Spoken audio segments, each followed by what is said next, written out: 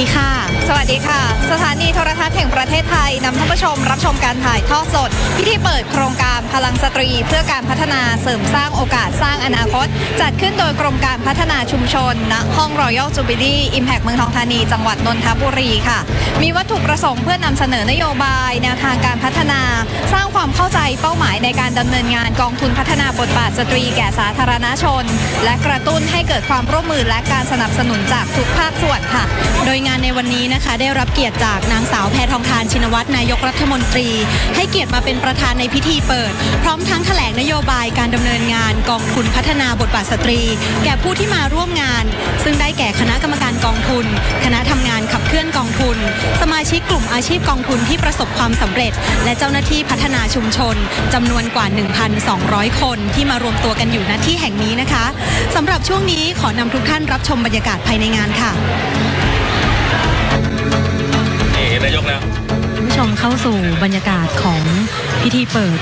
โครงการพลังสตรีเพื่อการพัฒนาเสริมสร้างโอกาสสร้างอนาคตนะคะซึ่งจัดขึ้นณห้อง Royal Jubilee Impact เมืองทองธานีจังหวัดนนทบุรีค่ะขณะนี้นะคะท่านนายกรัฐมนตรีได้เดินทางมาถึงณที่บริเวณงานแล้วค่ะที่ตอนนี้ทาง MVT ปล่อยภาพถ่ายทอดสดแล้วนะคะ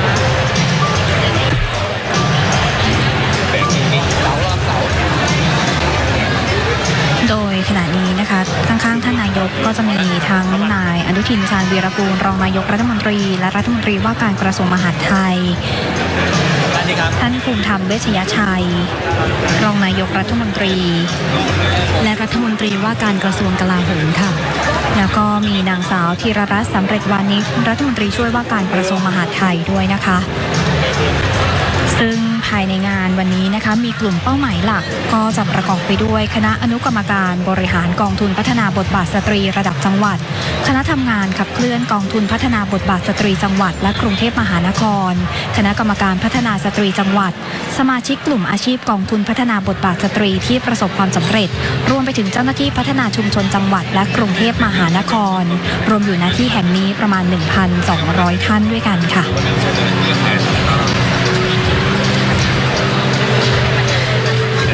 สำหรับกองทุนพัฒนาบทบาทสตรีนะคะได้มีการจัดตั้งขึ้นนะคะในปีงบประมาณพุทธศักราช 2555 นะคะภายใต้สำนักงานเลขาธิการนายกรัฐมนตรีและต่อมานะคะได้โอนย้ายมาที่กองทุนพัฒนาบทบาทสตรีมาอยู่ที่กรมการพัฒนาชุมชนนะคะโดยคณะรัฐมนตรีค่ะได้มีมติเห็นชอบให้ตั้งกองทุนพัฒนาบทบาทสตรีขึ้นเมื่อวันที่ 23 มิถุนายน 2558 ขึ้นในกรมการพัฒนาชุมชนโดยกรมนะคะได้จัดสรรงบประมาณประจำปีงบประมาณจำนวนกว่า 100 ล้านบาทเพื่อที่จะเปิดโอกาสให้สตรีนะคะได้สามารถทำในสิ่งที่ต้องการได้นะคะโดยวัตถุประสงค์ของโครงการนะคะนั่นก็คือการเป็นแหล่งเงินทุนหมุนเวียนดอกเบี้ยต่ำในการสร้างโอกาสให้กับสตรีเข้าถึงแหล่งเงินทุนสำหรับการลงทุนเพื่อพัฒนาอาชีพสร้างงานสร้างรายได้และเสริมสร้างความเข้มแข็งทางด้านเศรษฐกิจให้แก่สตรีและองค์กรของสตรีค่ะซึ่งขณะนี้ท่านนายกรัฐมนตรีท่านได้เข้ามายังห้อง Royal Jubilee Impact เมืองทองธานีแล้วนะคะซึ่งเป็นสถานที่จัดงานจัดพิธีเปิดก็จะเห็นได้ว่ามีสมาชิกนะคะของกองทุนพัฒนาบทบาทสตรีเนี่ยให้การต้อนรับท่านนายกรัฐมนตรีมีการขอถ่ายรูปขอเซลฟี่กันซึ่งท่านนายกรัฐมนตรีก็ยินดีนะคะอย่างเป็นกันเองค่ะก็จะเป็นภาพบรรยากาศที่อบอุ่นนะคะแล้วก็อบอวลไปด้วยพลังของสตรีค่ะโดยในส่วนของการเปิดโครงการในวันนี้เนี่ยนะคะโครงการที่ชื่อว่าพลังสตรีเพื่อการพัฒนาเสริมสร้างโอกาสสร้างอนาคตก็เป็นการต่อยอดค่ะเพื่อเป็นเวทีในการนำเสนอนโยบายแนวทางการพัฒนาและเป้าหมายในการดำเนินงานของกองทุนพัฒนาบทบาทสตรีทั้งในระยะสั้นและระยะยาวแก่สาธารณชนรวมถึงผู้ที่มีส่วนเกี่ยวข้องด้วยนะคะเพื่อที่จะเสริมสร้างความเข้าใจในบทบาทและเป้าหมายของกองทุนมากยิ่งขึ้นแล้วก็เพื่อให้รับรู้ได้ในวงกว้างค่ะ นอกจากนี้ก็ยังมุ่งหวังให้เกิดการมีส่วนร่วมในการสนับสนุนจากทุกภาคส่วนค่ะไม่ว่าจะเป็นท่านผู้ชมเองภาคประชาชนหน่วยภาครัฐนะคะหน่วยงานภาคเอกชนภาคประชาสังคมต่างๆในการที่จะร่วมกันขับเคลื่อนภารกิจของกองทุนพัฒนาบทบาทสตรีให้เกิดผลอย่างเป็นรูปธรรมและก่อให้เกิดประโยชน์สูงสุดต่อสตรีในชุมชนทั่วประเทศค่ะก็จะเห็นได้ว่าไม่ใช่งานของทางกรมเป็นอย่างเดียวไม่ใช่งานของทางหน่วยงานภาครัฐเพียงอย่างเดียวแต่ว่าหมายรวมถึงทุกคนทุกท่านก็สามารถมีส่วนร่วมในการที่จะผลักดันบทบาทสตรีเพราะต้องยอมรับว่าปัจจุบันนี้สตรีเองก็มีบทบาทหน้าที่มีศักยภาพที่เทียบเท่ากับทุกเพศเลยนะคะค่ะซึ่งถ้าหากพูดถึงสตรีไทยที่มีบทบาทในสังคมปัจจุบันนี้นะคะจะเห็นได้ว่าสุภาพสตรีหรือว่าผู้หญิงสมัยใหม่มีการพัฒนาตนเองให้ทันต่อยุคสมัยในสังคมมากขึ้นนะคะซึ่งท่านนายกรัฐมนตรีเองเราก็มีท่านนายกรัฐมนตรีเป็นสุภาพสตรีนะคะซึ่งถือว่าเป็นสิ่งที่น่าชื่นใจนะคะของคนไทยค่ะซึ่งนอกจากพิธีเปิดณขณะนี้ที่กำลังจะเกิดขึ้นเนี่ยนะคะในช่วงเช้าที่ผ่านมาก็มีการบรรยายและเสวนาด้วยมีการบรรยายในหัวข้อพลังสตรีร่วมสร้างร่วมขับเคลื่อนกองทุนพัฒนาบทบาทสตรียุคใหม่ค่ะโดยท่านพัฒนาการจังหวัดนนทบุรีมีการเสวนาในหัวข้อผู้หญิงนักสู้กว่าจะเป็นตำนานเส้นทางความสำเร็จนะคะโดยคุณจงใจกิจแสวงหรือว่าหมูทอดเจ๊จงก็เรียกว่าเป็นอีกหนึ่งบทใหม่ตำนานใหม่นะคะของสตรีที่สามารถเป็นนักสู้แล้วก็ประสบความสำเร็จได้นอกจากนี้ก็มีกลุ่มอาชีพผ้าฝ้ายใยกันชนสำเร็จรูปก็ได้มาร่วมเสวนาด้วยเช่นเดียวกันค่ะก็ถือว่าแต่ละท่านเองก็เป็นแรงบันดาลใจแล้วก็ได้มาต่อยอดบอกเล่าแนวคิดรวมถึงวิธีการทำงานของตัวเองจนประสบความสำเร็จเพื่อที่จะเป็นแรงบันดาลใจให้กับสตรีรวมถึงเพศอื่นๆนะคะได้ขับเคลื่อนตัวเองแล้วก็ได้แสดงศักยภาพของตนเองออกมาค่ะซึ่งบรรยากาศภายในงานตอนนี้นะคะก็เต็มไปด้วยความคึกคักเลยนะคะแล้วก็หลายๆท่านนะคะก็ตื่นตัวกับเรื่องของบทบาทสตรีแล้วก็ความสามารถของผู้หญิงสมัยใหม่นะคะที่สามารถจะทำอะไรได้หลายอย่างไม่ต่างกับสุภาพบุรุษเลยนะคะแล้วสังคมไทยเราทุกวันนี้ก็เปิดโอกาสให้สตรีมีบทบาทมากขึ้นค่ะ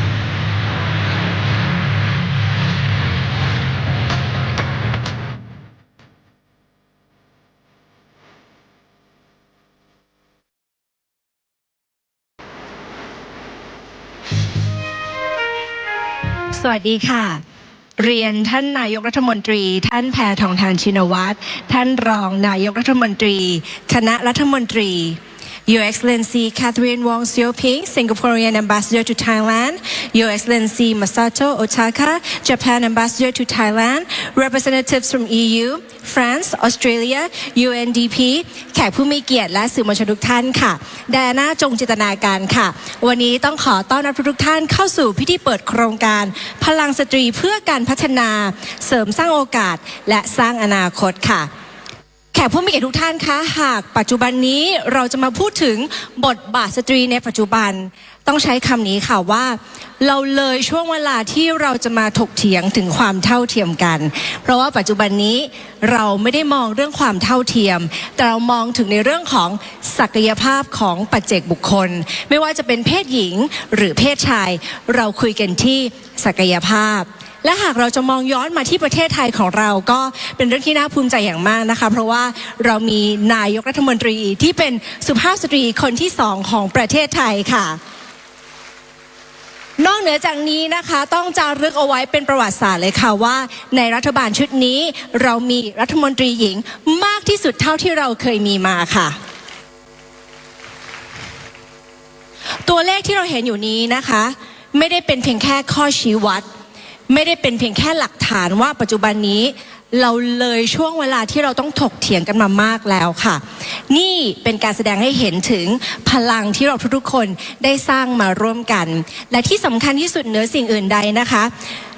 เราได้อยู่คู่กับสตรีไทยมาเป็นระยะเวลากว่า13ปีด้วยกันค่ะสำหรับกองทุนพัฒนาบทบาทสตรีและแน่นอนว่าเรายืนยันว่าเราจะยืนหยัดและอยู่คู่กับทุกๆคนแบบนี้ตลอดไปค่ะเพื่อเป็นการที่ทุกท่านได้เห็นว่าความสำเร็จตลอดระยะเวลา13ปีที่ผ่านมาของเรานั้นเป็นอย่างไรบ้างเชิญชมวิทยาชุดนี้ค่ะ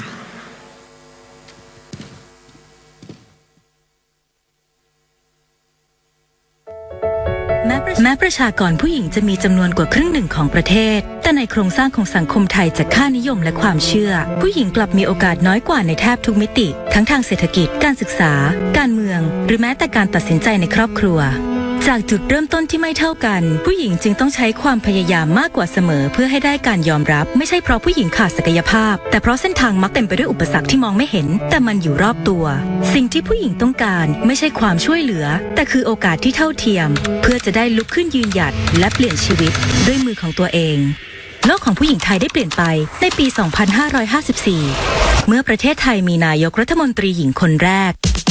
นางสาวยิ่งลักษณ์ชินวัตรในวันแถลงนโยบายต่อรัฐสภาเธอกล่าวไว้ว่าเราจะสนับสนุนบทบาทของสตรีไทยในการมีส่วนร่วมพัฒนาประเทศอย่างเสมอภาคด้วยการปกป้องสิทธิของสตรีปรับปรุงกฎหมายที่คุ้มครองสตรีที่ถูกกระทำรุนแรงในครอบครัวและดึงศักยภาพของสตรีให้มีส่วนร่วมทางด้านเศรษฐกิจสังคมและการเมืองรวมถึงการจัดตั้งกองทุนเพื่อพัฒนาบทบาทสตรีไทยให้เท่าทันโลกยุคใหม่นั่นคือจุดเริ่มต้นของกองทุนพัฒนาบทบาทสตรี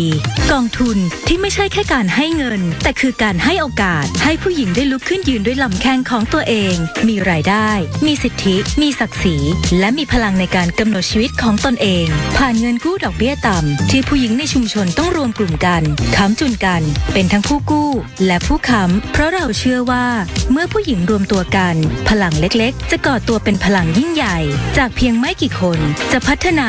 สู่กลไกเศรษฐกิจระดับรากหญ้าในช่วงเริ่มต้นกองทุนนี้อาจเป็นเพียงเมล็ดพันธุ์เล็กๆแต่เมล็ดพันธุ์นี้ถูกอย่างรากลึกลงในหัวใจของผู้หญิงไทยทั่วประเทศและเริ่มเติบโตเป็นเครือข่ายที่เชื่อมโยงกันด้วยความเข้าใจความเข้มแข็งและความหวังตลอด 13 ปีที่ผ่านมากองทุนพัฒนาบทบาทสตรีได้เปลี่ยนชีวิตของผู้หญิงมันนับไม่ถ้วนจากเงินก้อนเล็กๆกลายเป็นฟาร์มไก่จากกลุ่มเลี้ยงปูดำกลายเป็นธุรกิจชุมชนจากเงินเพาะเห็ดก้อนแรกกลายเป็นรายได้ประจำเดือนจากภูมิปัญญาเรื่องผ้าทั้งการทอและการย้อมครามกลายเป็นอุตสาหกรรมสร้างชื่อจากกลุ่มตัดเย็บผ้าเล็กๆกลายเป็นผู้ส่งออกสินค้าแฮนด์เมดรายใหญ่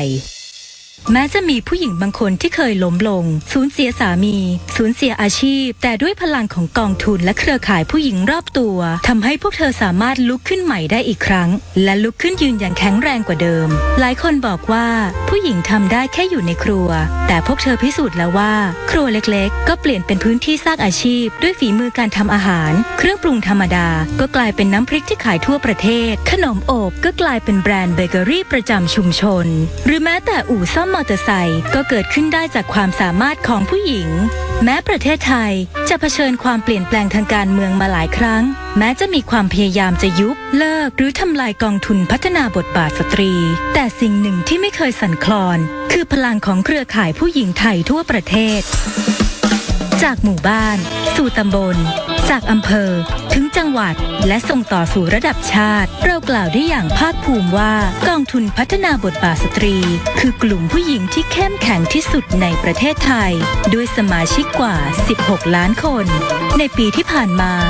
กองทุนได้ลงพื้นที่ทั้ง 4 ภาคเพื่อรับฟังเสียงจริงจากพี่น้องสมาชิกเพราะเราเชื่อว่าความเปลี่ยนแปลงที่แท้จริงต้องเริ่มจากการรับฟังข้อเสนอแนะมากมายจากสมาชิกกลุ่มต่างๆบางเรื่องเริ่มดำเนินการแล้วบางเรื่องอยู่ในระหว่างการเตรียมความพร้อมแต่ทุกเสียงเรารับฟังและให้ความสำคัญภายใต้วิสัยทัศน์ของผู้นำหญิงคนใหม่แพทองธารชินวัตรนายกรัฐมนตรีหญิงคนที่ 2ของประเทศไทยกองทุนพัฒนาบทบาทสตรีกำลังปรับภาพลักษณ์ให้ทันสมัยเพื่อต้อนรับสมาชิกใหม่เพื่อยกระดับภาพลักษณ์สามารถยืนเคียงข้างกับองค์กรสตรีระดับนานาชาติได้อย่างภาคภูมิเราเดินหน้าเข้าสู่โลกดิจิทัลด้วยการเปิดให้สมัครสมาชิกใหม่ผ่านแอปพลิเคชันทางรัฐเพื่อให้ผู้หญิงทุกคนเข้าถึงโอกาสได้ง่ายขึ้นกว่าที่เคย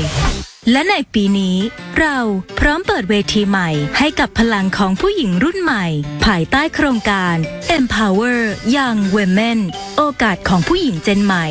กับการประกวดโมเดลธุรกิจสำหรับนักศึกษาหญิงระดับมหาวิทยาลัยชิงเงินรางวัลรวมกว่า 500,000 บาทเพื่อให้เกิดสมาชิกรุ่นใหม่และเพื่อสร้างแรงบันดาลใจให้ผู้หญิงมีแนวทางในการประกอบธุรกิจ เราปรับตัวเชื่อมโยงเทคโนโลยี นวัตกรรม และโลกอนาคต เพื่อให้กองทุนนี้ยังคงตอบโจทย์ชีวิตของผู้หญิงไทยทุกวัย ทุกภูมิภาค เพราะเราเชื่อว่าผู้หญิงไทยทุกคนมีศักยภาพถ้าได้รับโอกาส และกองทุนพัฒนาบทบาทสตรี จะยังคงเป็นโอกาสนั้นสำหรับผู้หญิงทุกคน ทุกเพศ ทุกวัย ทุกหัวใจ กองทุนพัฒนาบทบาทสตรี สร้างโอกาสเพื่อผู้หญิงไทย เสียงปรบมือดังๆให้ด้วยค่ะ กองทุนพัฒนาบทบาทสตรีที่อยู่คู่กับเรามาเป็นระยะเวลากว่า13 ปีด้วยกันนะคะ แน่นอนค่ะว่าในวันที่เรารู้สึกว่าเรามองหาใครแล้วรู้สึกว่ามันไม่มีกำลังใจนะคะ ถ้าเกิดว่าเรามองไปข้างๆแล้วเรารู้ว่ามีคนที่พร้อมที่จะให้พลังกับเรา มีคนที่พร้อมที่จะทำให้เราสามารถก้าวไปข้างหน้าได้นะคะ ก็อยากจะให้ทุกคนได้มั่นใจว่าพลังของสุภาพสตรีทุกๆคนในประเทศนี้สามารถที่จะขับเคลื่อนทุกอย่างให้ก้าวไปข้างหน้าได้ไม่ว่าจะเป็นในแง่ของสังคมเศรษฐกิจรวมไปถึงประเทศค่ะและลำดับต่อไปนะคะเราจะได้มาฟังภาพรวมของกองทุนพัฒนาบทบาทสตรีไปด้วยกันค่ะในโอกาสนี้ต้องขอเสียงปรบมือต้อนรับท่านรัฐมนตรีช่วยว่าการกระทรวงมหาดไทยขอเสียงปรบมือต้อนรับท่านธีรรัตน์สำเร็จวานิชค่ะ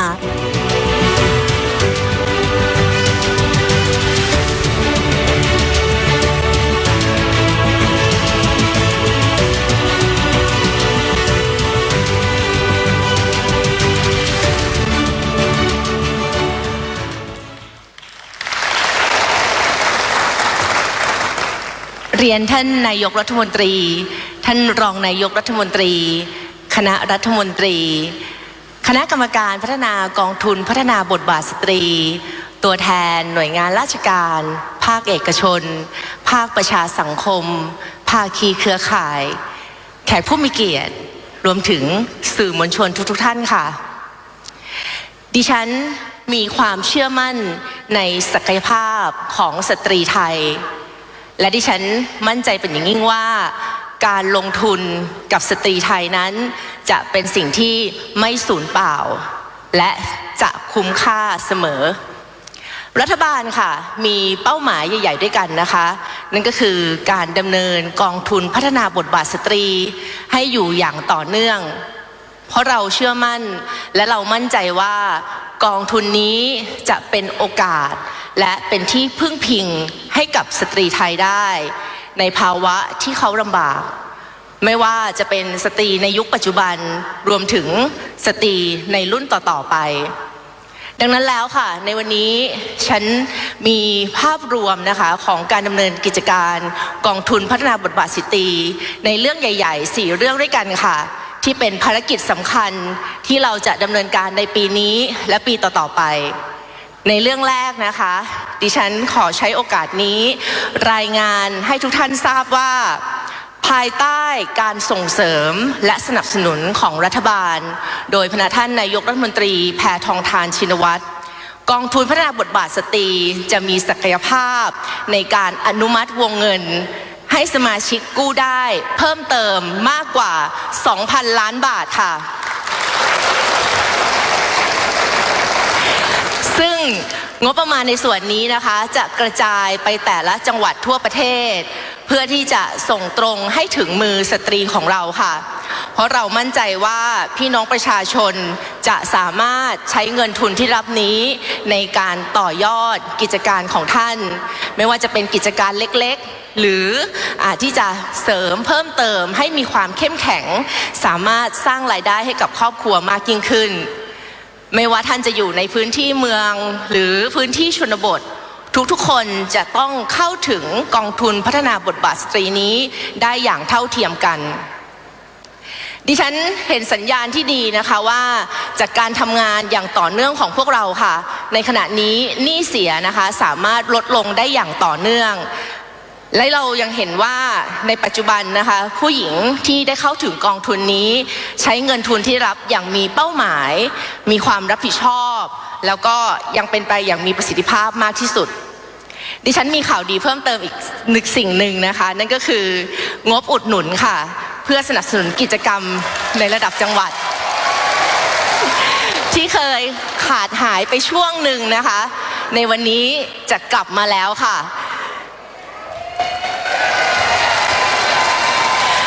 สิ่งนี้เกิดขึ้นเพราะการที่ท่านนายกรัฐมนตรีหญิงของเรานั้นได้เล็งเห็นถึงความสำคัญและอยากที่จะให้สตรีทั่วประเทศสามารถขับเคลื่อนกองทุนได้อย่างมีประสิทธิภาพอย่างสูงสุดเรื่องที่สองนะคะดิฉันอยากใช้เวลานี้ให้ทุกท่านนั้นได้ทบทวนในเรื่องของการทำงานในกองทุนพัฒนาบทบาทสตรีของเราแม้ว่าช่วงที่ผ่านมาเราจะสามารถขับเคลื่อนให้ผู้หญิงยืนได้อย่างเข้มแข็งให้ผู้หญิงได้มีอาชีพมีรายได้เพิ่มมากขึ้นแต่ก็เป็นเรื่องที่ท้าทายค่ะในยุคปัจจุบันที่เป็นความจำเป็นที่เราต้องย้อนกลับมาถามตัวเราเองว่าในยุคปัจจุบันนี้กองทุนพัฒนาบทบาทสตรีที่เรามีอยู่นั้น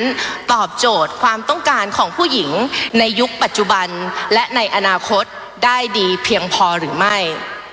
และนี่ก็คือจุดเปลี่ยนสำคัญนะคะที่ทำให้พวกเราได้มานั่งคิดกันระดมความเห็นกันและกันแล้วก็จึงเป็นที่มาของการเริ่มต้นกระบวนการในการปรับภาพลักษณ์กองทุนพัฒนาบทบาทสตรีครั้งยิ่งใหญ่นี้ค่ะการเปลี่ยนแปลงในครั้งนี้นะคะเราอยากที่จะให้กองทุนพัฒนาบทบาทสตรีนั้นสามารถที่จะเทียมเคียงได้นะคะกับกองทุนสตรีในระดับโลกให้เราได้เกิดความภาคภูมิใจในสิ่งที่เรามีและการเปลี่ยนแปลงในครั้งนี้นะคะเกิดขึ้นอย่างเป็นระบบค่ะเรามีการจัดกิจกรรมเดินสายสตรี4 ภาคไปในทุกจุดของประเทศรวมถึงกรุงเทพมหานครเพื่อที่จะรับฟังความคิดเห็นจากสตรีได้รับฟังข้อเสนอแนะได้รับฟังมุมมองต่างๆและนำข้อมูลที่ได้รับนั้นมาสังเคราะห์เป็นข้อมูลที่เราจะปรับปรุงและพัฒนากองทุนของเราในรูปแบบใหม่ๆต่อไปเราไม่ได้เปลี่ยนแบบลืมอดีตเราไม่ได้เปลี่ยนเฉพาะในสิ่งที่ทุกคนอาจจะคาดไม่ถึงแต่เราจะเปลี่ยนให้เป็นเราในเวอร์ชั่นที่ดีกว่าเดิมเข้มแข็งมากกว่าเดิมทันสมัยมากกว่าเดิมและมีพลังมากกว่าเดิมค่ะกองทุนนี้นะคะจึงจะไม่ใช่กองทุนของรัฐเพียงอย่างเดียวแต่จะกลายเป็นแบรนด์แห่งโอกาสของผู้หญิงไทยทุกคนที่ไม่ใช่เพียงแค่ต้องการเงินทุนเท่านั้นแต่เป็นเพราะทุกคนเชื่อได้ว่ากองทุนนี้จะเป็นพื้นที่ที่ให้พวกเรานั้นได้แสดงศักยภาพได้อย่างเต็มที่ในเรื่องที่3นะคะเรากำลังที่จะสร้างพื้นที่ใหม่ๆให้กับสตรีรุ่นใหม่ๆค่ะเพราะหากเราต้องการที่จะดำเนินกองทุนนี้ให้มีความต่อเนื่องและมั่นคงเป็นความจำเป็นอย่างยิ่งค่ะที่เราต้องส่งไม้ต่อนับตั้งแต่วันนี้โครงการ Empower Young Women จึงได้เกิดขึ้นเป็นการประกวด Business Model ในระดับมหาวิทยาลัยชิงเงินรางวัลกว่า 500,000 บาทค่ะเพื่อให้นักศึกษาในมหาวิทยาลัยได้เข้าถึงโครงการนี้ได้อย่างมีประสิทธิภาพสมาชิกกองทุนสตรีในวันนี้นะคะที่ท่านได้มารวมกันถ้าท่านมีลูกมีหลานท่านสามารถส่งต่อแชร์ประสบการณ์ทำให้พวกเขานั้นได้เกิดแรงบันดาลใจและเข้าร่วมในโครงการนี้ต่อไปค่ะในสิ่งที่ดิฉันได้นำเรียนไปนะคะว่าการจัดประกวดการแข่งขันที่เกิดขึ้นนี้สิ่งที่เราจะได้รับมากกว่ารางวัลนอกจากนั้นก็คือโมเดลทางธุรกิจค่ะเหล่านี้นะคะจะกลายเป็นลิขสิทธิ์ของกองทุนที่จะทำให้สมาชิกกองทุนในพื้นที่ต่างๆค่ะสามารถนำไปใช้ต่อยอดได้ไม่ต้องเริ่มจากศูนย์ไม่ต้องลองผิดลองถูกแต่ทุกคนมีโมเดลที่ประสบความสำเร็จอยู่ในมืออยู่แล้วท่านสามารถนำไปใช้ได้ทันทีเพราะเราอยากที่จะให้เกิดการสร้างแรงบันดาลใจค่ะจากคนรุ่นใหม่ๆส่งต่อถึงผู้หญิงในทุกๆพื้นที่ให้ทุกคนได้เป็นส่วนหนึ่งในการขับเคลื่อนกองทุนนี้ไปด้วยกันในเรื่องสุดท้ายค่ะเรื่องที่4กองทุนของเราได้ก้าวเข้าสู่ยุคดิจิทัลอย่างเป็นรูปธรรมในวันนี้นะคะทุกท่านสามารถสมัครเป็นสมาชิกกองทุนพัฒนาบทบาทสตรีผ่านทางแอปพลิเคชันทางรัฐได้แล้วค่ะและในอนาคตอันใกล้นี้นะคะสมาชิกของเราสามารถยื่นกู้ยื่นเอกสารตรวจสอบสถานะรวมถึงติดตามผลภายใต้แอปพลิเคชันทางรัฐนี้เพียงแอปเดียวเท่านั้น ถือว่าเป็นการลดภาระให้กับสมาชิกทุกคนไม่ต้องเสียเวลาในการเดินทางไม่ต้องยื่นเอกสารซ้ำซ้อนฉันว่าเป็นนิมิตใหม่ที่ทุกคนจะได้เรียนรู้และก้าวไปพร้อมๆกันค่ะสิ่งที่เรากำลังทำนี้นะคะไม่ใช่เพียงแค่การทำให้ระบบนั้นมีความทันสมัยอย่างเดียวแต่ว่าคือการวางโครงสร้างใหม่ให้กับกองทุนทั้งระบบให้การเข้าถึงนั้นเป็นไปด้วยความโปร่งใสมีความปลอดภัยตรวจสอบได้และที่สำคัญก็คือสร้างความเป็นธรรมให้เกิดขึ้นกับทุกคนได้ค่ะโลกหมุนเร็วขึ้นทุกวันนะคะกองทุนของเราก็ต้องหมุนไปพร้อมๆกันและนี่ก็คือการเปลี่ยนแปลงที่สำคัญที่เราทำให้เกิดขึ้นจริงในวันนี้แล้วฉันต้องเรียนว่าความสำเร็จนี้นะคะเกิดขึ้นจากความร่วมมือระหว่างกองทุนและสำนักงานพัฒนาดิจิทัลดิฉันต้องขอบคุณ DGA นะคะในความสำเร็จในครั้งนี้และที่สำคัญค่ะฉันต้องกราบขอบพระคุณท่านนายกรัฐมนตรีแพทองธารชินวัตรที่ท่านได้เน้นย้ำในเรื่องของสิทธิความเสมอภาคทางเพศมาโดยตลอดทำให้เราสามารถผลักดันนโยบายดีๆให้เกิดขึ้นส่งตรงถึงมือพี่น้องประชาชนได้ฉันขอขอบคุณท่านรองนายกรัฐมนตรีและรัฐมนตรีว่าการกระทรวงมหาดไทยที่ได้ให้ความเห็นชอบให้กรมการพัฒนาชุมชนได้ผลักดันโครงการกองทุนบทบาทหน้าสตรีจนประสบความสำเร็จมาได้อย่างมากมายท่านผู้มีเกียรติคะ10 กว่าปีที่ผ่านมานี้กองทุนพัฒนาบทบาทสตรีของเราได้สร้างความเข้มแข็งได้ช่วยผู้หญิงหลายหมื่นคนค่ะให้มีอาชีพมีรายได้มีชีวิตที่มั่นคงขึ้นแต่วันนี้เรากำลังจะไปไกลกว่านั้นแล้วค่ะจากการที่เราเป็นเพียงแค่ผู้ที่เข้าถึงโอกาสในวันนี้เรากำลังจะเป็นเจ้าของโอกาสนั้นไปด้วยกันค่ะและเหตุผลที่ดิฉันได้กล่าวมาทั้งหมดนะคะคือสิ่งที่ดิฉันขอยืนยันว่ากองทุนพัฒนาบทบาทสตรีของเรากำลังก้าวหน้าให้เข้มแข็งมากขึ้นกว่าเดิมทำให้ศักยภาพของพี่น้องสตรีทั่วประเทศเข้มแข็งมีพลังมากขึ้นกว่าเดิมที่เกิดขึ้นนั้นเป็นเพราะการรวมพลังของพวกเราผู้หญิงด้วยกันค่ะเราต้องส่งเสริมสนับสนุนมอบสิ่งที่ดีให้แก่กันเพราะตัวท่านเองนั้นไม่ใช่จะดีเพียงท่านเดียวแต่ยังส่งเสริมให้บุคคลรอบข้างของท่านนั้นดีไปด้วยกันได้จงใช้พลังของท่านที่มีในการสร้างสังคมที่สวยงามจงใช้ศักยภาพของสตรีทุกท่านสร้างสรรค์ให้ประเทศของเรานั้นมีแต่สิ่งที่ดีๆเกิดขึ้นดิฉันเชื่อมั่นในพลังของทุกๆคนและเราจะก้าวเดินไปพร้อมๆกันค่ะขอบคุณค่ะขอบพระคุณท่านเป็นอย่างสูงค่ะจากการเข้าถึงโอกาสสู่การเป็นเจ้าของโอกาสค่ะและแน่นอนว่าเมื่อสักครู่นี้ที่เราได้ฟังไปนะคะเราไม่ได้รับฟังเพียงแค่ข้อมูลแต่เราได้รับฟังถึงพลังทั้งจากทางภาครัฐแล้วก็ภาคีเครือข่ายที่เราได้สร้างขึ้นมาพลังต่างๆเหล่านี้เราเชื่อว่าจะช่วยสร้างพลังให้กับทุกๆคนแล้วก็ช่วยทำให้เราสามารถขับเคลื่อนทั้งในแง่ของสังคมเศรษฐกิจและประเทศของเราได้อย่างยั่งยืนและแน่นอนค่ะพลังสตรีของเรานั้นจะไปข้างหน้าได้ก็ต้องมีบุรุษที่คอยสนับสนุนเช่นเดียวกันนะคะลำดับต่อไปค่ะต้องขออนุญาตเรียนเชิญท่านขึ้นมากล่าวถึงวัตถุประสงค์ของโครงการค่ะขอเสียงปรบมือต้อนรับท่านรองนายกรัฐมนตรีและรัฐมนตรีว่าการกระทรวงมหาดไทยท่านอนุทินชาญวีรกูลค่ะ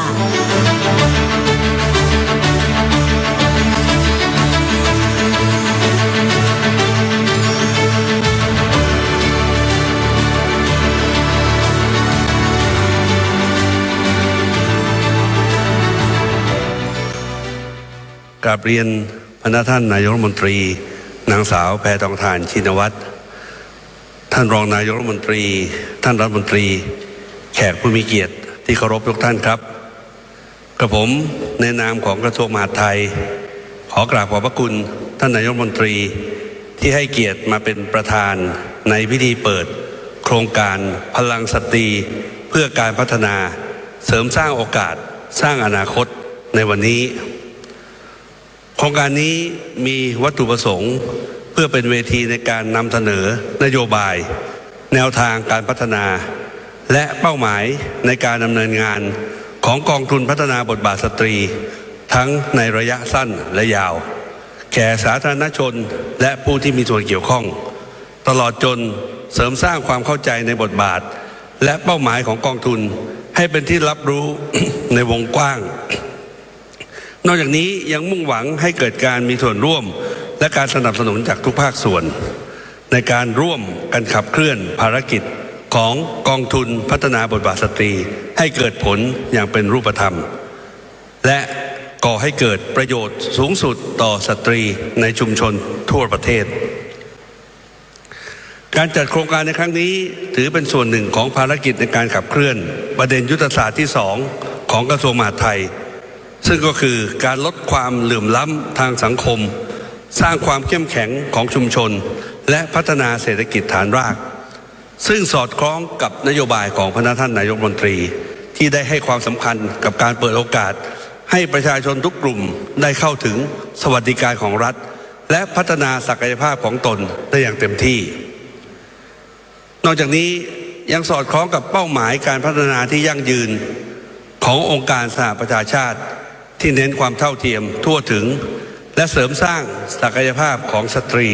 ในทุกมิติและมุ่งยกระดับคุณภาพชีวิตของประชาชน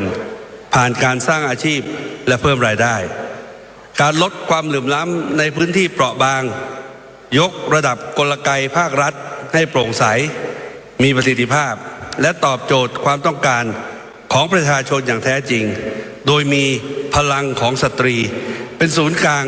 ในการขับเคลื่อนการเปลี่ยนแปลงสู่อนาคตที่มั่นคงและยั่งยืนของประเทศสำหรับกลุ่มเป้าหมายของการจัดงานในครั้งนี้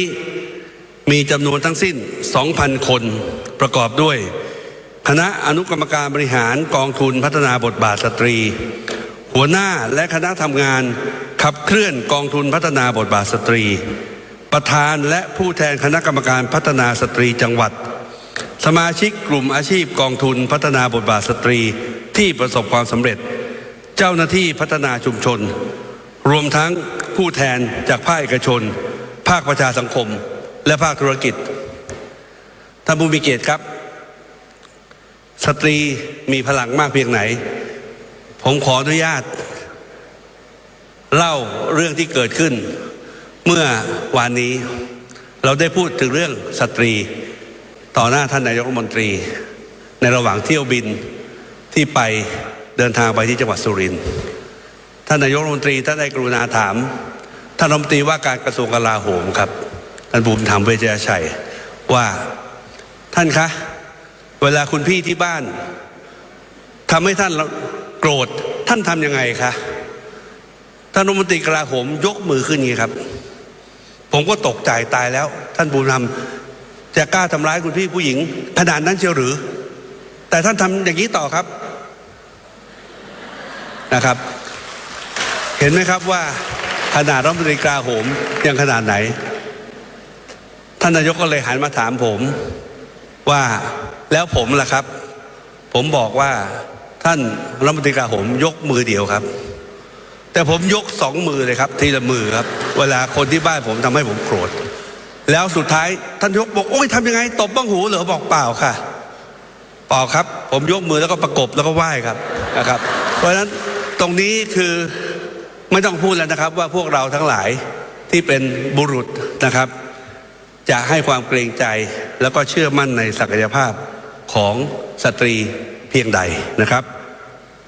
อย่ากันนั้นเลยบัดนี้ได้เวลาสมควรแล้วครับกระผมขออนุญาตกราบเรียนเชิญพระท่านนายกรัฐมนตรีให้เกียรติเปิดโครงการพลังสตรีเพื่อการพัฒนาเสริมสร้างโอกาสสร้างอนาคตเพื่อสร้างขวัญกำลังใจแก่สตรีเครือข่ายทั่วประเทศและเป็นจุดเริ่มต้นของการขับเคลื่อนพลังสตรีให้กลายเป็นพลังแห่งการเปลี่ยนแปลงที่ยั่งยืนของสังคมไทย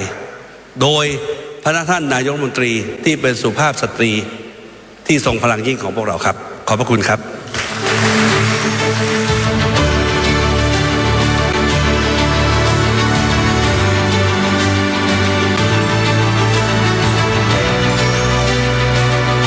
ขอเสียงปรบมือต้อนรับท่านนายกรัฐมน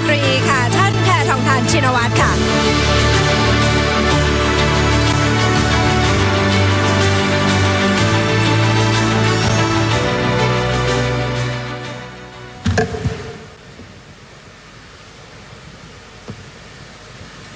สวัสดีค่ะ ท่านรองนายกรัฐมนตรี ท่านรัฐมนตรีปลัดกระทรวงว่าราชการจังหวัด คณะทูตานุทูต คณะกรรมการบริหารกองทุนพัฒนาบทบาทสตรี ผู้แทนหน่วยงานภาครัฐ ภาคเอกชน ภาคประชาสังคม ภาคีเครือข่าย พี่น้องสตรีทั่วประเทศ และแขกผู้มีเกียรติทุกท่าน และที่สำคัญพี่น้องสื่อมวลชนทุกท่านค่ะ วันนี้ดิฉันรู้สึกยินดีเป็นอย่างยิ่งนะคะที่ได้มีโอกาสมาเปิดงานกองทุนสตรีค่ะก็ทราบกันอยู่แล้วนะคะดิฉันเองเป็นนายกรัฐมนตรีหญิงคนที่2ของประเทศไทยนะคะโดยกองทุนสตรีนี้เกิดขึ้นได้โดยท่านนายกรัฐมนตรีหญิงคนแรกของประเทศไทยนั่นก็คือท่านนายกยิ่งลักษณ์นั่นเองค่ะ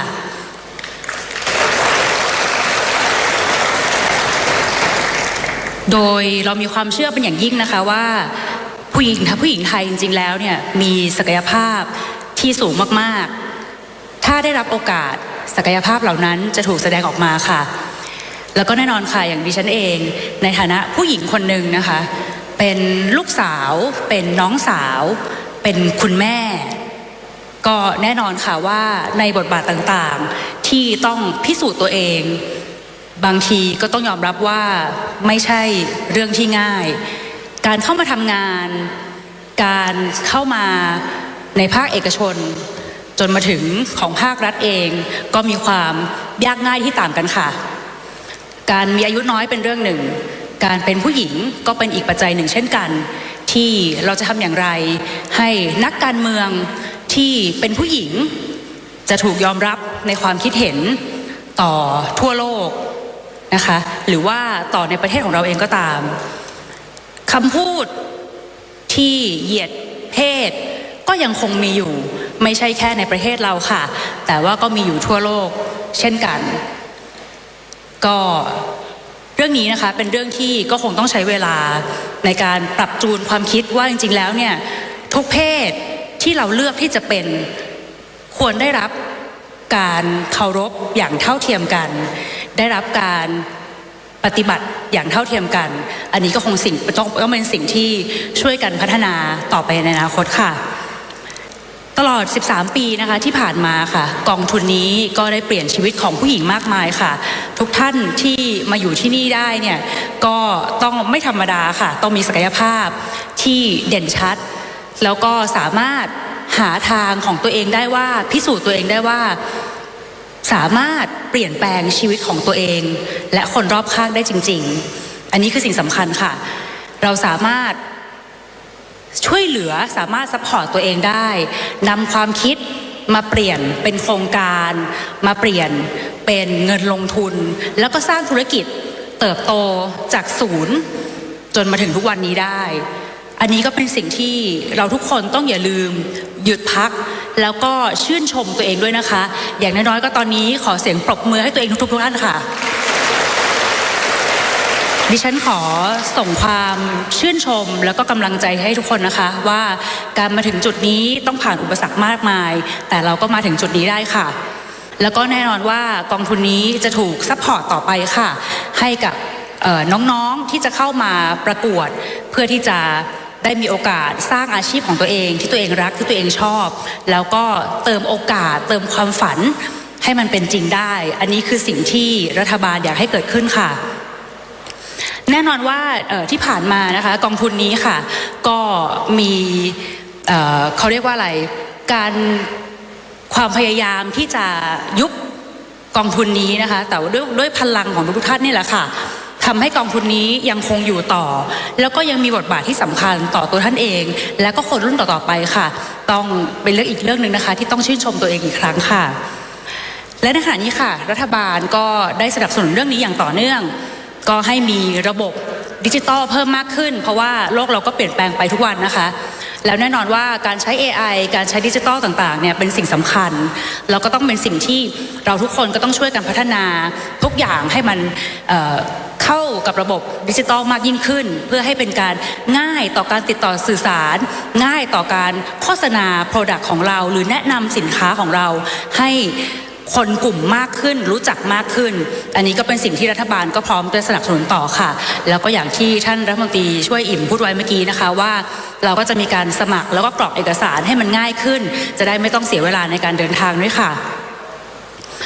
แล้วก็ต่อจากนี้นะคะที่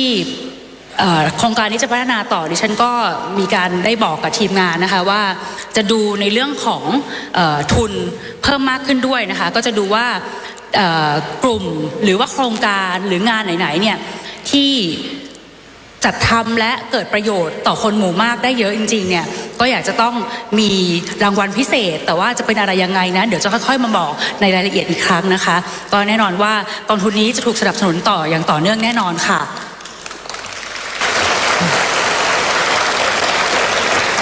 ที่สำคัญค่ะวันนี้นะคะต้องขอบคุณนะคะท่านผู้ว่าราชการจังหวัดทุกๆท่านนะคะแล้วก็เจ้าหน้าที่ที่พัฒนาชุมชนนะคะที่ทำงานเคียงข้างผู้หญิงทุกๆคนนะคะแล้วก็ต้องขอบคุณทุกภาคส่วนที่ช่วยกันผลักดันนะคะให้กองทุนนี้ยังอยู่ต่ออย่างแข็งแรงค่ะแล้วก็อยากจะเน้นย้ำให้ชัดอีกครั้งนะคะว่ากองทุนนี้ไม่ใช่แค่กลไกของรัฐนะคะแต่เป็นพลังของประชาชนค่ะที่สามารถเปลี่ยนชีวิตได้จริงๆค่ะดิฉันเคยได้ยินคำพูดของฝรั่งนะคะที่พูดขึ้นมาว่า when women support each other incredible things happen แปลว่าเมื่อผู้หญิง support กันเองนะคะสิ่งต่างๆสิ่งมหัศจรรย์ต่างๆก็จะเกิดขึ้นได้เพราะฉะนั้นค่ะเราที่นี้ support ซึ่งกันและกันนะคะก็เป็นการ empower ซึ่งกันและกันเมื่อผู้หญิงที่มีความมั่นใจนะคะ support ผู้หญิงอีกคนให้มีความมั่นใจให้กล้าทำให้กล้าตามความฝันให้กล้าไปตามสิ่งที่ตัวเองวางแผนไว้เพิ่มโอกาสให้กับตัวเองเพิ่มโอกาสให้กับคนในสังคมเมื่อนั้นพลังแบบนี้จะเกิดขึ้นอย่างต่อเนื่องแน่นอนค่ะขอบคุณค่ะขอบพระคุณท่านเป็นอย่างสูงนะคะเดี๋ยวเรียนเชิญให้ท่านอยู่บนเวทีกับเราต่อก่อนนะคะเพื่อที่จะได้ทำการเปิดโครงการนี้ไปพร้อมๆกันค่ะและในลำดับต่อ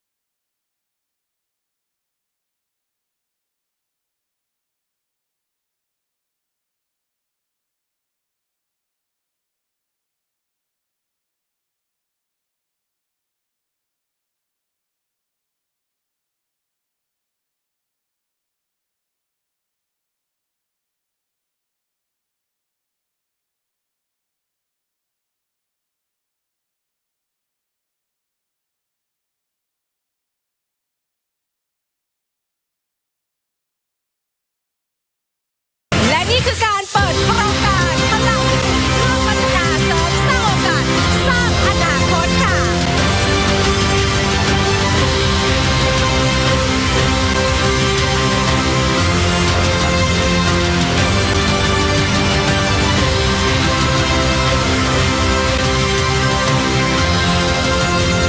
ปรบมือดังๆให้ด้วยค่ะกองทุนพัฒนาบทบาทสตรี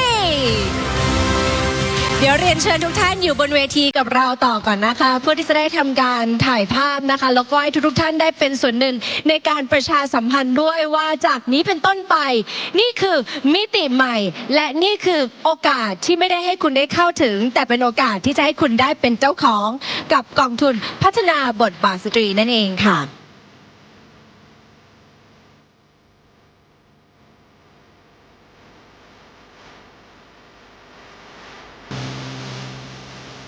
เรียนเชิญทุกท่านอยู่บนเวทีต่อก่อนนะคะลำดับต่อไปต้องขอเรียนเชิญคณะทูตานิทูตผู้ทรงคุณวุฒิในคณะกรรมการบริหารกองทุนบทบาทสตรีกรมการพัฒนาชุมชนรวมถึงคณะอนุกรรมาธิการวุฒิสภาแขกผู้มีเกียรติที่นั่งอยู่ที่บริเวณแถวที่2ทุกท่านโดยให้เกียรติขึ้นถ่ายภาพร่วมกันบนเวทีค่ะเรียนเชิญค่ะ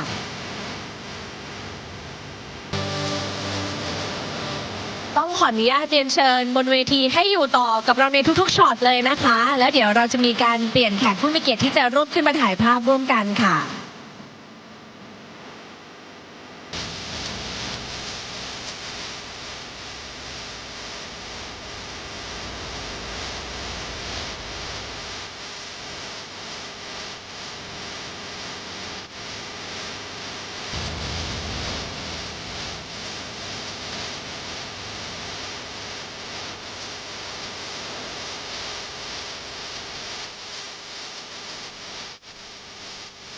แน่นอนค่ะว่าสำหรับการเปิดโครงการของเราในวันนี้นะคะ ถือว่าเป็นกำลังใจให้กับทุกท่านให้เราได้เป็นตัวเราในเวอร์ชันที่ดีกว่าเดิม แข็งแรงกว่าเดิม ทันสมัยกว่าเดิม และมีพลังมากกว่าเดิม และเมื่อเรามีพลังแล้วก็สามารถมองไปข้างๆข้างซ้ายข้างขวาข้างหน้าข้างหลัง แล้วก็เสริมสร้างพลังของสตรีในชุมชนของเรานั่นเองค่ะ ต้องขอบพระคุณคณะทูตานุทูตท่านผู้ทรงคุณวุฒิในคณะกรรมการบริหารกองทุนบทบาทสตรีกรมการพัฒนาชุมชน และคณะอนุกรรมาธิการวุฒิสภาค่ะ ส่วนท่านนายกรัฐมนตรี ท่านรองนายกรัฐมนตรี และคณะรัฐมนตรีต้องขออนุญาตเรียนเชิญให้ท่านอยู่กับเราต่อบนเวทีก่อนนะคะ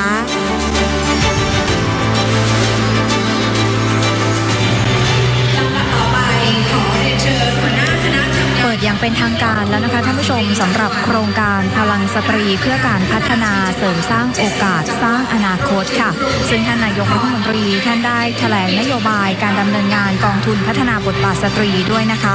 โดยท่านบอกว่ากองทุนพัฒนาบทบาทสตรีไม่ใช่ของภาครัฐแต่ว่าคือของพี่น้องสตรีทั่วประเทศค่ะท่านบอกว่าที่มารวมตัวกันอยู่ณที่แห่งนี้นะคะก็ด้วยความเชื่อว่าผู้หญิงไทยมีศักยภาพมหาศาลถ้าได้รับโอกาสค่ะ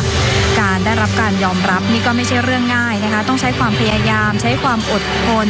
และนั่นก็คือเหตุผลที่ผู้หญิงทุกคนที่อยู่ณที่แห่งนี้เนี่ยล้วนไม่ธรรมดาแล้วก็อยากจะให้ทุกท่านได้มีความภาคภูมิใจในตัวเองค่ะอีกสิ่งหนึ่งที่ท่านนายกรัฐมนตรีได้เน้นย้ำนะคะนั่นก็คือเรื่องของเครือข่ายผู้หญิงค่ะท่านได้ให้ความสำคัญกับเครือข่ายของผู้หญิงที่เมื่อเครือข่ายของผู้หญิงแข็งแรงก็จะเป็นภูมิคุ้มกันที่ดีของชุมชนไม่ว่าจะเป็นปัญหาต่างๆที่เข้ามาทั้งปัญหาอาชญากรรมยาเสพติดหรือความรุนแรงในครอบครัว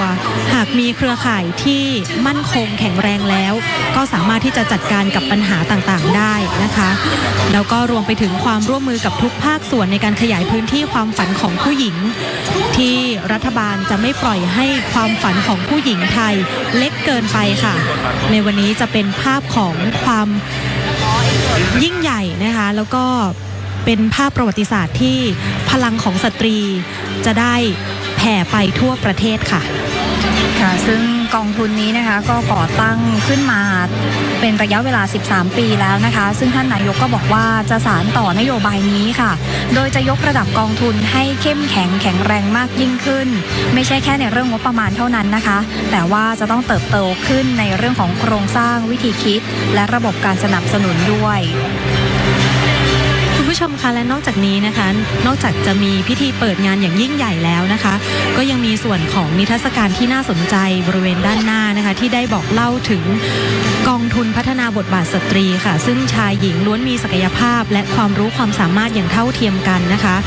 ในส่วนนี้ก็จะมีการจัดแสดงเรื่องราวประวัติความเป็นมาของกองทุนบทบาทสตรีนะคะแล้วก็นำผลิตภัณฑ์ต่างๆที่มาจากฝีมือของสตรีนะคะนำมาจัดแสดงกันด้วยค่ะใช่แล้วค่ะขอบพระคุณค่ะซึ่งในส่วนของวิสัยทัศน์ของกองทุนพัฒนาบทบาทสตรีก็คือจะเป็นแหล่งทุนที่สำคัญของสตรีในการพัฒนาคุณภาพชีวิตและเศรษฐกิจในชุมชนให้มีความเข้มแข็งอย่างยั่งยืนค่ะโดยรัฐบาลก็มุ่งเน้นนะคะทำงานร่วมกับองค์กรสตรีตั้งแต่ระดับท้องถิ่นจนถึงระดับประเทศเพื่อให้ทุกชุมชนได้ร่วมคิดร่วมทำร่วมพัฒนาโดยขอความร่วมมือนะคะทั้งหน่วยงานภาครัฐและภาคเอกชนและองค์กรสตรีต่างๆมาร่วมไม้ร่วมมือกันในการผลักดันให้สตรีได้แสดงศักยภาพอย่างเต็มที่ค่ะสำหรับ เงินทุนนะคะที่มีการนำมาใช้เป็นเงินทุนหมุนเวียนนะคะก็จะเป็นเงินทุนดอกเบี้ยต่ำที่เปิดโอกาสให้สมาชิกประเภทบุคคลธรรมดาหรือองค์กรสตรีนำไปประกอบอาชีพนะคะโดยจะต้องมีคุณสมบัติเป็นบุคคลธรรมดา3 คนขึ้นไปมีภูมิลำเนาตั้งอยู่ในพื้นที่ที่ยื่นแบบไม่น้อยกว่า6 เดือนนอกจากนี้นะคะโครงการที่ขอทุนจะต้องสร้างรายได้และมีผลการดำเนินงานมาก่อนและมีการผ่อนชำระไม่เกิน2 ปีต้องคืนอย่างน้อยปีละ2 งวดวงเงินไม่เกิน 200,000 บาทและดอกเบี้ยต้องบอกว่าต่ำมากๆนะคะอยู่ที่ 0.1% ต่อปีค่ะค่ะนอกจากนี้เมื่อสักครู่จะเป็นเงินทุนหมุนเวียนนะคะยังมีในส่วนของเงินทุนอุดหนุนด้วยนะคะเรื่องเงินทุนอุดหนุนเนี่ยก็จะเพื่อส่งเสริมบทบาทและพัฒนาศักยภาพสตรีและเครือข่ายส่งเสริมสนับสนุนการจัดกิจกรรมและสนับสนุนโครงการต่างๆค่ะซึ่งคุณสมบัตินะคะของการเป็นสมาชิกก็คือจะต้อง1เลยเป็นสมาชิกประเภทองค์กรสตรีลำดับที่2ค่ะมีภูมิลำเนาตั้งอยู่ในพื้นที่ที่ยื่นแบบไม่น้อยกว่า6 เดือนและต้องเป็นโครงการที่เป็นไปตามวัตถุประสงค์ของกองทุนนะคะในส่วนของวงเงินในส่วนเงินอุดหนุนนี้จะต้องเป็นวงเงินไม่เกิน 200,000 บาทซึ่งการอนุมัติก็จะเป็นอำนาจของอกสจ.แล้วก็ในส่วนของระดับจังหวัดนะคะก็จะไม่เกิน 300,000 บาทระดับภูมิภาคไม่เกิน 500,000 บาทระดับประเทศไม่เกิน 700,000 บาทค่ะซึ่งภายในงานนะคะนอกจากจะมีในส่วนของที่มาของกองทุนพัฒนาบทบาทสตรีแล้วนะคะยังมีการนำผลิตภัณฑ์ต่างๆที่น่าสนใจนะคะคุณผู้ชมนำมาวางจำหน่ายภายในงานด้วยค่ะอย่างที่คุณผู้ชมได้เห็นกันอยู่นี้นะคะนั่นก็คือเป็นผลิตภัณฑ์จากกลุ่มวิสาหกิจชุมชนไม้กฤษณาจังหวัดระยองค่ะซึ่งเป็นผลิตภัณฑ์แปรรูปน้ำมันกฤษณากลิ่นหอมอโรมาหรือว่าน้ำมันฉีดหมอนนอนหลับนะคะซึ่งมีผลิตภัณฑ์ในเครือเนี่ยกว่า60 รายการด้วยกันค่ะและอันนี้ก็จะเป็นบูธนะคะที่จัดแสดงรวบรวมค่ะของวิสาหกิจชุมชนรวมถึงกลุ่มนะคะสตรีที่อยู่ภายใต้กองทุนพัฒนาบทบาทสตรีให้การส่งเสริมสนับสนุนเนี่ยก็คือจะมารวมกันอยู่ในบูธที่แห่งนี้มีการจัดแสดงหมดเลยนะคะอันนี้ก็จะเป็นกลุ่มหัตถภัณฑ์ผ้านะคะหัตถกรรมผ้าที่ไปสอบถามมาในแต่ละซุ้มในแต่ละบูธเนี่ยก็บอกว่าเขามีการเริ่มต้นทำกันตั้งแต่ถ้าเป็นผ้าไหมเขาก็จะเริ่มต้นตั้งแต่การเลี้ยงไหมถ้าเป็นผ้าฝ้ายเขาก็จะเริ่มต้นกันตั้งแต่ถักทอฝ้ายออกมาเป็นตั้งต้นนะคะก่อนที่จะมาเป็นเสื้อผ้าเลยก็คือเริ่มต้นตั้งแต่กระบวนการเริ่มแรกเรื่อยมาจนระหว่างกระบวนการทำเสร็จแล้วก็เอามาจำหน่ายเองเพราะฉะนั้นค่ะเงินทุนหรือว่ารายได้ทั้งหมดก็จะเข้าสู่ชุมชนหรือว่าวิสาหกิจของตนเองเลยคือทุกกระบวนการเนี่ยจะเป็นการทำเป็นงานหัตถศิลป์นะคะเป็นฝีมือของกลุ่มสตรีที่มาร่วมกันรังสรรค์ผลงานที่สวยงามนะคะไม่ว่าจะเป็นงานผ้าทอหรือว่างานฝีมือต่างๆค่ะซึ่งบรรยากาศขณะนี้ก็เป็นไปด้วยความชื่นมื่นนะคะเพราะว่าทุกภาคส่วนจริงๆค่ะไม่ว่าจะเป็นสตรีเองหรือบุรุษเองหรือว่าจะเพศไหนๆไม่ว่าจะเป็นหน่วยงานภาครัฐภาคเอกชนภาคประชาชนล้วนมีส่วนร่วมในการร่วมผลักดันนะคะพลังสตรีในการที่จะพัฒนาในการส่งเสริมสร้างโอกาสแล้วก็สร้างอนาคตที่ดีให้กับสตรีทุกท่านนะคะทั่วประเทศไทยค่ะนอกจากนี้นะคะอีกสิ่งหนึ่งที่มีการพูดถึงภายในงานนะคะนั่นก็คือการก้าวเข้าสู่สังคมยุคดิจิทัลอย่างเป็นรูปธรรมนะคะซึ่งณขณะนี้นะคะได้มีการเปิดให้สมาชิกกองทุนพัฒนาบทบาทสตรีนะคะได้เข้าสมัครร่วมกองทุนผ่านแอปพลิเคชันทางรัฐค่ะซึ่งแอปพลิเคชันทางรัฐนะคะคุณผู้ชมก็ถือว่าเป็นซุปเปอร์แอปที่เป็นทางลัดถึงรัฐนะคะช่องทางเดียวที่ง่ายครบจบในทุกขั้นตอนเลยโดยทุกท่านนะคะสุภาพสตรีที่สนใจจะเข้าร่วมกองทุนพัฒนาบทบาทสตรีสามารถที่จะเข้าสมัครผ่านทางแอปพลิเคชันทางรัฐได้โดยวิธีการสมัครก็จะมีการระบุตัวตนนะคะเมื่อระบุตัวตนเสร็จสิ้นเรียบร้อยแล้วก็กรอกข้อมูลตามขั้นตอนการสมัครค่ะโดยก็จะมีการสอบถามเรื่องของระดับการศึกษาอาชีพรายได้นะคะรวมไปถึงตรวจสอบข้อมูลในการสมัครต่างๆเพิ่มเติมค่ะแล้วในอนาคตนะคะก็มีการวางแผนด้วยที่จะเปิดโอกาสให้ กลุ่มสมาชิกนะคะสามารถยื่นขอกู้ยื่นเอกสารตรวจสอบสถานะและติดตามผลได้ครบวงจรในแอปเดียวโดยที่ไม่ต้องเดินทางไม่ต้องรอไม่ต้องส่งเอกสารให้ซ้ำซ้อนนะคะถือว่าเป็นนิมิตหมายใหม่ที่ก้าวเข้าสู่สังคมยุคดิจิทัลอย่างแท้จริงค่ะค่ะแล้วก็เชื่อว่าหลายๆท่านขณะนี้ก็น่าจะมีแอปพลิเคชันทางรัฐนะคะอยู่ในสมาร์ทโฟนของตนเองหรือว่าคนในครอบครัวแล้วนะคะก็ลองเข้าไปดูแล้วก็ไปดูฟีเจอร์นี้ไปศึกษาก่อนก็ได้นะคะว่าจะต้องใช้เอกสารหลักฐานอย่างไรนะคะผ่านทางแอปพลิเคชันนี้ค่ะ